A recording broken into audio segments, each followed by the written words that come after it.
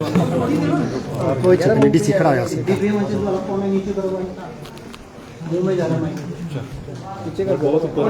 अगर तो तुम्हारे जाए ठीक है, जो तुम्हारे जाए मुंह में तो ठीक है, हमारे जाए तो sir, amid assembly session, state rain fury has recently you visited Chamba district. क्या अपडेट है?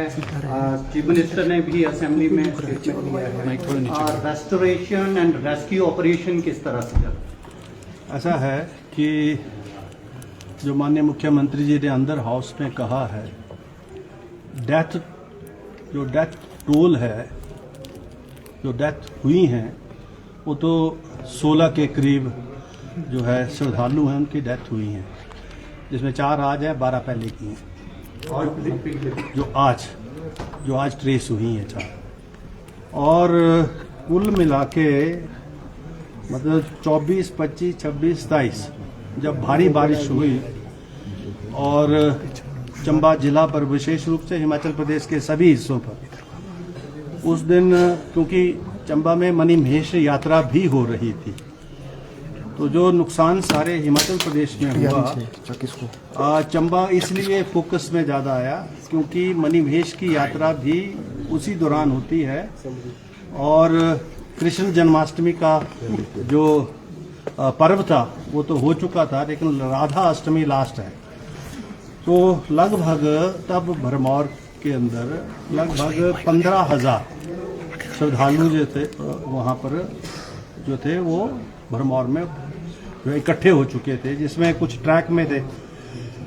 सो कोई 9,500 के करीब लोग जो है वो हड़सर से पैदल ट्रैक है, ऊपर धनशो है, फिर गौरी कुंड है, फिर उसके बाद आखिरी पॉइंट जो है मणिमहेश जी का, वहाँ पहुँचते हैं। तो उस ट्रैक में बहुत सारे जो है श्रद्धालु भी थे, और फिर वहाँ पर लंगर वगैरह भी लगते हैं, तो दूसरे हेल्थ की कैंप्स वगैरह हैं, सारे कुल मिलाकर 9,500। और जब ये फिर जब राहत कार्य शुरू हुए तो 6,000 पहले से जो स्नान करके आ गए थे वापस, वो भरमौर में थे, तो लगभग 15,000 ये लोग थे, 14,500-15,000, और जिनको फिर रेस्क्यू करना शुरू किया।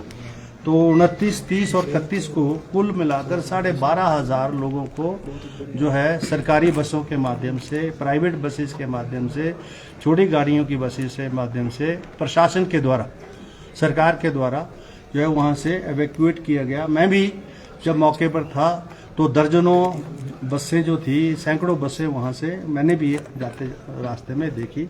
तो 12,000 के करीब एवैक्यूएट हुए। अब कुछ लोग जो है श्रद्धालु जिनकी 60 प्लस हैं, 55 प्लस हैं, कुछ बीमारी की वजह से चल नहीं सकते हैं, वो श्रद्धालु भरमौर में हैं। और उसके साथ साथ जो लंगर कमेटियां हैं, दूसरे हेल्थ सर्विसेज वाले हैं, या अन्य जो एजेंसीज हैं सोशल सर्विसेज वाले, वो लोग कुल मिला के ये 1,000-1,500 के करीब सारे लोग होंगे, जिसमें श्रद्धालु भी हैं और ये सारे लोग हैं। लेकिन अभी रात को फिर भारी बारिश भरमौर में हुई, और भरमौर की जो रोड कनेक्टिविटी है वो कई जगह डिसरप्टेड है।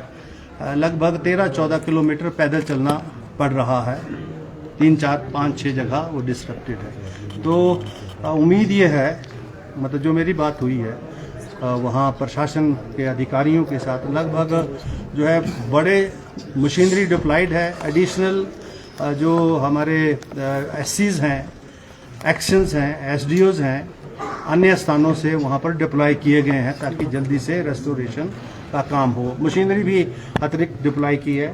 बावजूद इसके भी 5 से 7 दिन कम से कम समय लगेगा। अगर बारिश थमी तो कुल मिला के ये 10 से 12 दिन भी जा सकता है, जब भरमौर चंबा से कनेक्ट होगा। चंबा तो ऑलरेडी कनेक्टेड है with Pathankot, with rest of the areas.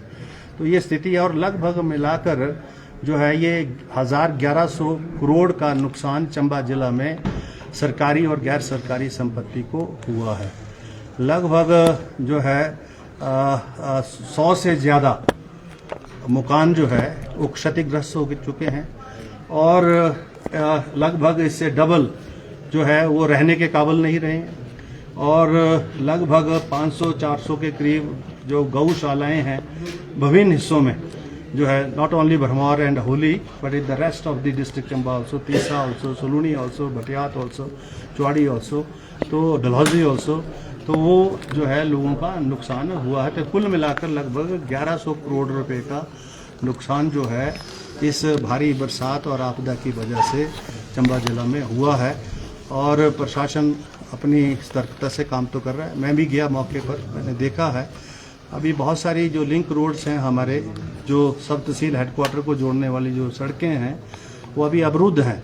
और मुझे लगता है हफ्ता मिनिमम लगेगा अगर मौसम क्लियर हो गया तो। मैं भी कुछ जगह जो है मुझे भी पैदल जाना पड़ा, रास्ता ठीक नहीं था।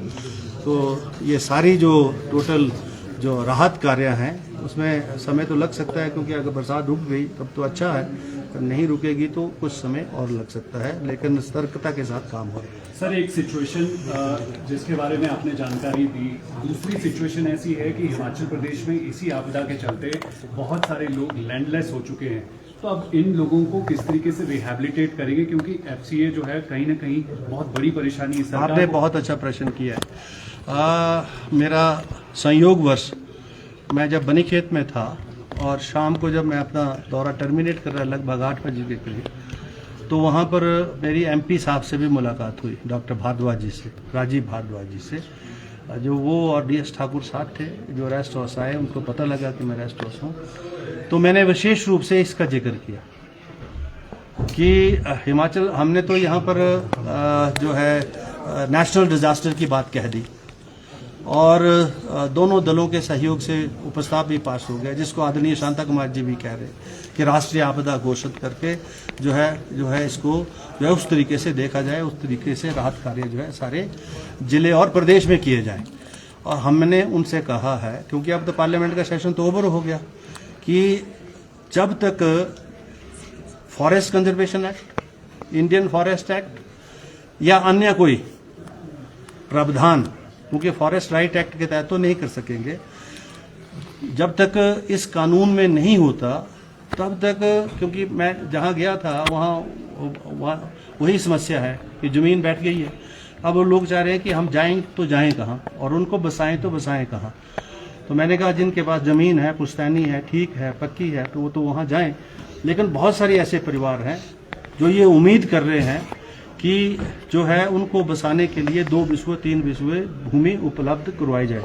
लेकिन ये जो नियम और कानून हैं जो केंद्र के हैं और प्रदेश विधानसभा का और प्रदेश सरकार का बहुत कम अधिकार क्षेत्र है इन कानूनों को बदलने का। हम इनको नहीं बदल सकते, जबकि ये कंकरेंट लिस्ट में भी हैं। लेकिन जब कंकरेंट लिस्ट में होते हैं 2 सब्जेक्ट्स, तो जो केंद्र कानून बनाता है वो प्राथमिकता लेता है। तो केंद्र के बने हुए कानून जब तक ये संशोधित नहीं होंगे केंद्र के द्वारा, तब तक इस प्रकार की राहत हिमाचल वासियों को देना संभव नहीं है। As a speaker of the assembly, will you be planning to go with a delegation to Union government, Minister of Forest and Environment, on this particular issue amid disaster? इसके साथ साथ अगले 36 घंटों के लिए IMD ने हैवी रेनफॉल का warning किया, रादर रेड अलर्ट इशू किया है। Coming to the Mani Mahesh यात्रा, इट हैज बीन कंक्लूडेड, लेकिन जो लोग हैं इनके लिए क्या इंडियन आर्मी को कोई रिक्वेजिशन भेजा है टू ब्रिंग देम बैक? क्या स्थिति है, कितना समय उनको इवैक्यूएट करने में लगेगा?